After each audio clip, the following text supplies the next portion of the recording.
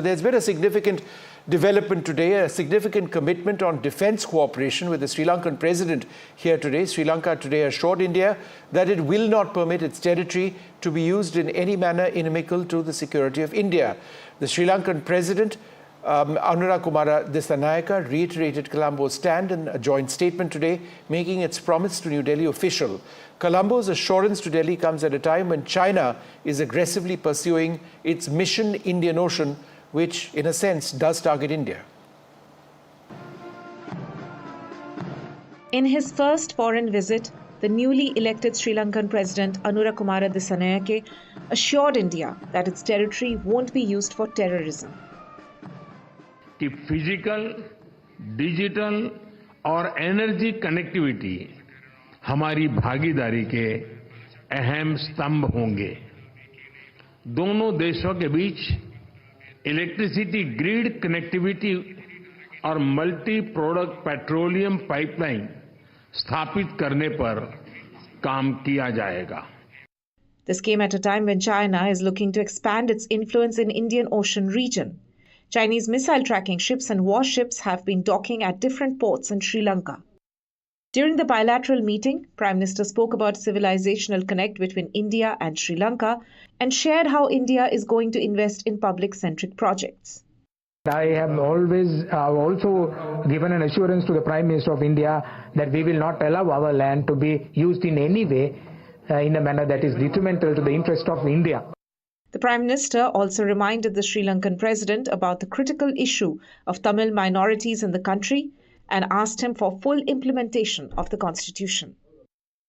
हमने श्रीलंका में रिकंस्ट्रक्शन और रिकंसिलिएशन पर भी बात की। राष्ट्रपति दिसानायक ने अपने समावेशी दृष्टिकोण के बारे में मुझे बताया।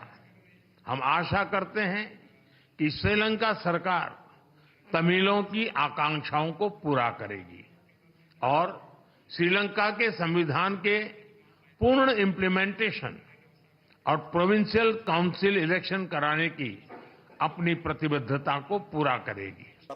Prime Minister's statement on Tamil minorities assumes significance as India has been raising issues on the state of minorities in Bangladesh. With the new government in office, India is looking for a long-term investment and people-centric diplomacy in Sri Lanka. With Mohammad Ghazali, Bureau Report, NDTV. Thank you for your presence, ladies and gentlemen. Well, joining us now, Rohan Samarajiva is a Sri Lankan policy analyst. I'm also joined by Aditya Godara Shivmurthy, Associate Fellow of Neighborhood Studies at the Observer Research Foundation. Thank you both very much for being with us. Rohan, let me come to you first. When Sri Lanka says, or when it is stated in the joint statement, that it is Sri Lanka's position of not permitting its territory to be used in any manner inimical to the security of India as well as towards regional stability, does it imply that Sri Lanka will not allow Chinese military vessels, whether they're warships or tracking vessels or submarines, at either Hambantota or Colombo or any other port? I think you need to mention the word reiterates that is in the declaration. That means that this is a position that has been stated by the previous government and it's being reiterated by this government. So there's no big change. But it was not implemented. Rohan, it wasn't implemented. But the issue really is about the research vessels. That is where the dispute was. And in the past year, there has been a policy of not allowing any research vessels to come to Sri Lanka and to conduct research. That policy ends on December 31st.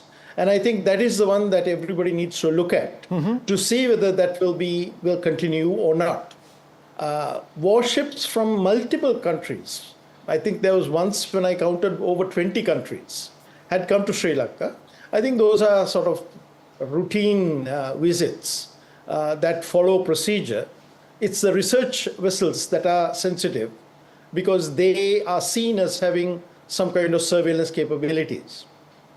Right. And so what you're saying is that there will not be a situation which we saw, for example, 2 years back when the Chinese ship Yuanwang 5, which is a missile tracking and satellite tracking ship, docked in Hambantota. On that occasion, Sri Lanka gave permission.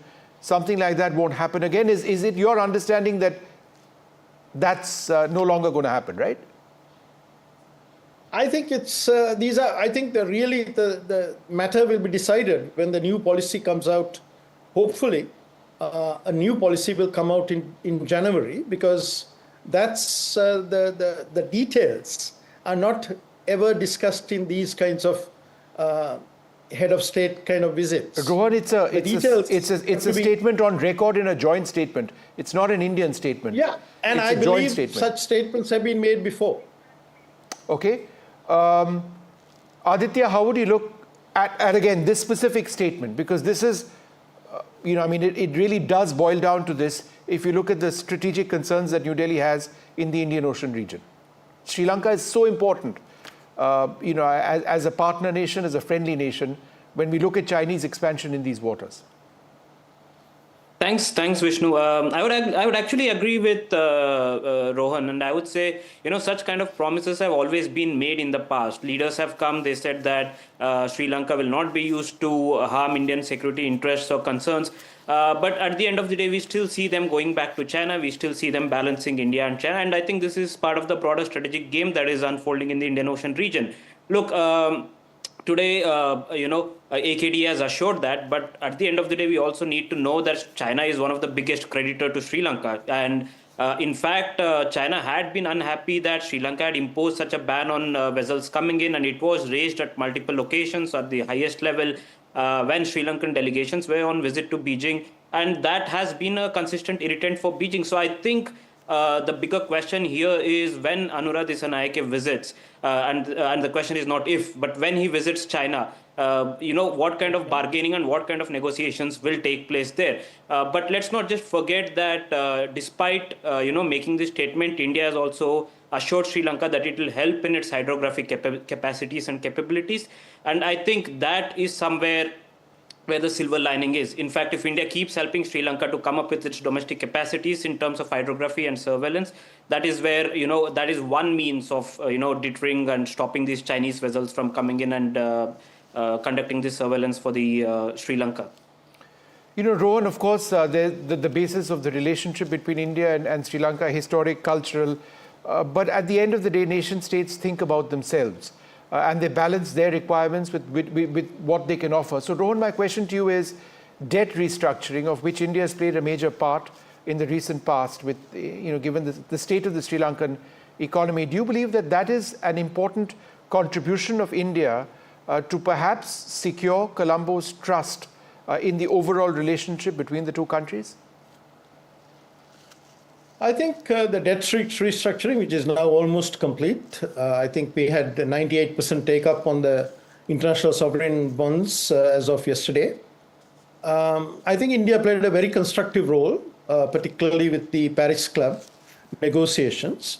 And many analysts would see India as playing a more positive role than China, which was a bit of a sticking point, getting the Chinese agreement. But again, I have to now turn back and say that the Chinese sort of private debt part was completed even before the ISPs were done.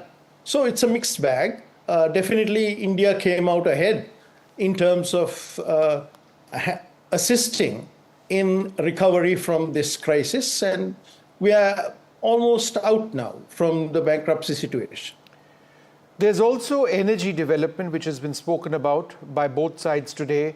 There's also, facilitating or assisting in the process of digitization, which at one level is a profound economic benefit. It's a profound economic benefit for countries which adopt this.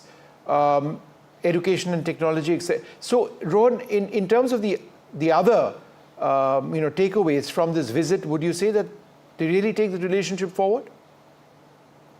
Yeah, I mean, I was the chairman of the ICT Agency of Sri Lanka, and we had basically decided that we were going with the Indian architecture in 2018. Mm-hmm. But the trouble with Sri Lanka is that we don't follow through on a lot of these sort of grand commitments. We are very hopeful that the new team that is taking over that project will be able to deliver now 7 years later, that it will move full tilt. I think even more significant is the energy discussions, where we are talking about pipelines, bridges, and I think the most realistic and the thing that will be earliest is the grid connectivity. And I am very happy that these items are in the declaration. Sure. Because these were Sri Lankan parties were not necessarily of one mind about these matters. Right. So I think there are a lot of positive things that I see in the declaration. Aditya, another very big project is ports. In Colombo, you see India contributing in a very significant manner. How important is that, as you look at the overall sort of infrastructure push that India is trying to assist Sri Lanka in? I think it's definitely a very positive development, and I would say the joint document today it reinforces whatever was stated before when Ranil Wickremesinghe was on visit to India. So I think that manner, looking at a lot of things in terms of boosting people-to-people connectivity or trade or economic engagements, these kind of ports and airport connectivity and maritime port connectivity has taken a lot of precedence under this government. Under the Neighbourhood First policy since 2014. And Anura, Dissanayake and Sri Lanka today are of opinion that economic integration and connectivity with India is the way ahead. Sure. And that is where we are seeing a lot of these port sector developments come in, and they are in fact inviting India to be more and more invested in port sector development. And that is where, it's just not for geostrategic reasons to push back against China, but also in the terms of linking China, Indian and Sri Lankan economies, South Indian economy and Sri Lankan economy, which is, going to pave way more. It's also profitable for both nations at a very basic level. I think that's because the routes and the location geographically is so very significant given regional and international trade flows. I'd like to thank you all both very much for being with us.